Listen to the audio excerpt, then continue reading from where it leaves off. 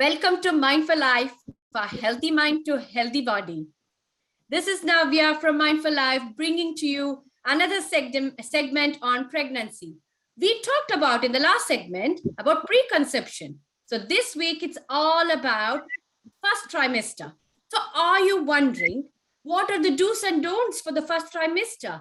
Are you wondering for some tips and tricks for morning sickness or the nausea that we all go through? So then stay tuned because I'll be talking to our very own nutritionist, Kylie.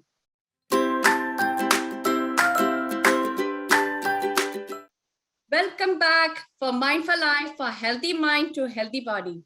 Today, I will be talking to our nutritionist, Kylie, about the first trimester, the first 3 months of the pregnancy. So hi, Kylie. Hello, thanks for having me. Oh, I look forward to learning from you. What are the things that we need to remember about the first most important 3 months, I suppose, in a pregnancy? They are very important months, and they also can be very hard months for the new mum, especially during first pregnancies, not knowing what to expect.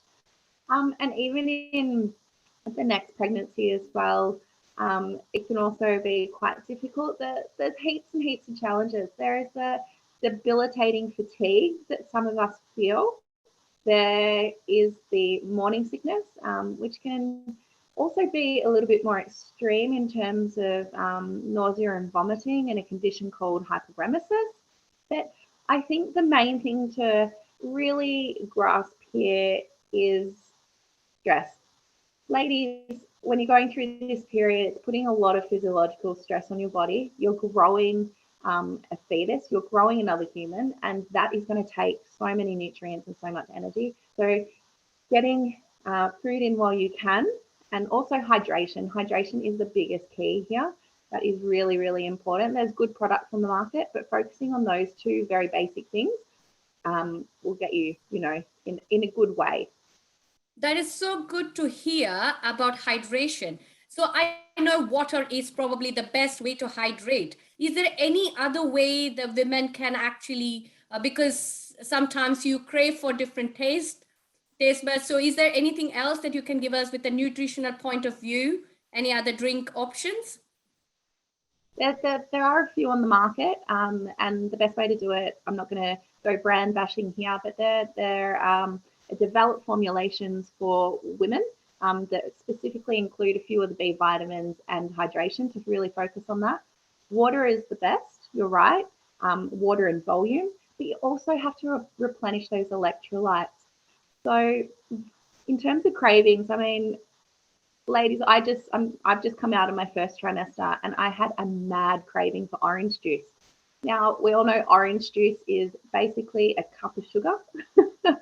So little hacks. I was watering my orange juice down. I was trying to buy a good quality orange juice with pulp still in there, getting a little bit of the fiber in too. But that way, at least I was getting volume. I was hitting those cravings and I was getting, the amount of water that I needed as well. Oh, that's really good to know. I think you're talking from your personal opinion here. So I think you can actually tell more about like what are the kind of food habits they should develop for the first trimester. Is there some good healthy tips for the breakfast and lunch and dinner? Is there some quick tips? Yeah, I think it comes down to how the individual is feeling and kind of what stage you're going through and how severe your morning sickness can potentially be, because that can really, really hit. But a good place to start is just real food. We're talking whole grains, plant-based food, legume, and small pieces of protein. And you really can't go wrong. Steer clear of, the processed carbohydrates or refined carbohydrates. They're going to spike your blood pressure. They're not going to sustain your energy for very long. And as you know, like that fatigue can really grab you in that first trimester. It's really good to hear from your personal experience what kind of works. I think it has to be a balance of diets, I think, and something that can keep the energy going. And earlier, I think you talked about like some conditions such as the gestation diabetes and other things. Is there some tips that you can tell about that, or give us some more ideas on that? Yeah, I think for women that are diagnosed with gestational diabetes, preeclampsia, or hyperemesis. Now, hyperemesis is that extreme nausea and vomiting that can end in hospitalization from dehydration and other complications. I think it's really important to surround yourself with a really good holistic team out, along with the hospital and your practicing midwives that you are seeing. Surround yourself with either nutritionists, naturopaths, or osteos, someone that can help you navigate through that landscape. There's different nutritional strategies for each of the above, but starting with a whole foods diet, especially for gestational diabetes, is really, really important, because those refined processed carbs will actually displace, meaning they will push off those nutrients that are required during pregnancy. So really limiting those, but your healthcare provider or whoever you team up with can really, really develop a really strong diet plan around that for you. It's actually really good to know that there is help out there for people who are questioning, women out there who are not sure about something that's not feeling right. So they actually can go and seek help from the practitioners. Is that what you're saying here? Yeah. I think that's really important. It's always trying to seek help, get a professional's opinion, and also seek that holistic modality as well. The nutrition and naturopaths are really well trained, and so are dietitians in this area, and they can really support that medical information that you're getting. That's actually really good to know. I think we talked about nausea here. We have talked about how you can go and seek help from the practitioners. So is there any other kind of nutrition side of things? Is there any healthy quick tips that you can give us before we leave? I think there is. Last week we touched on the first 1,000 days of nutrition, and it is such a good concept to be introduced to.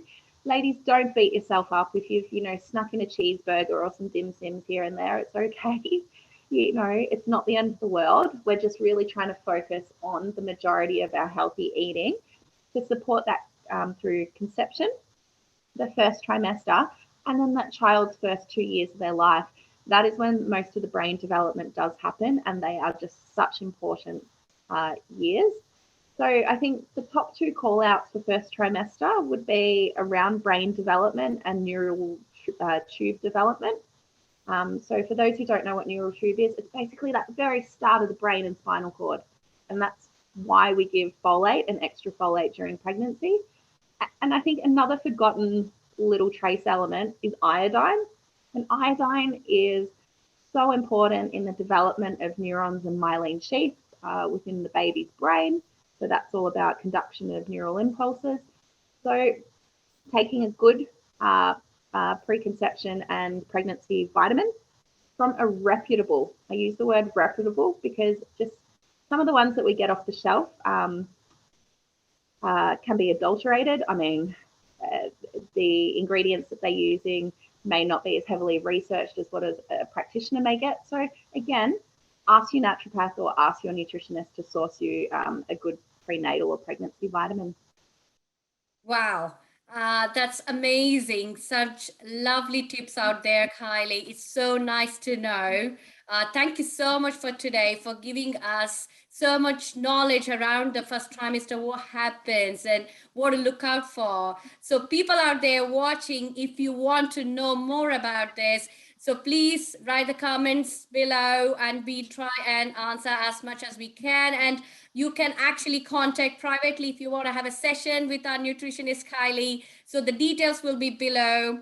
So thank you for watching us. Stay tuned for Mindful Life, for healthy mind to healthy body.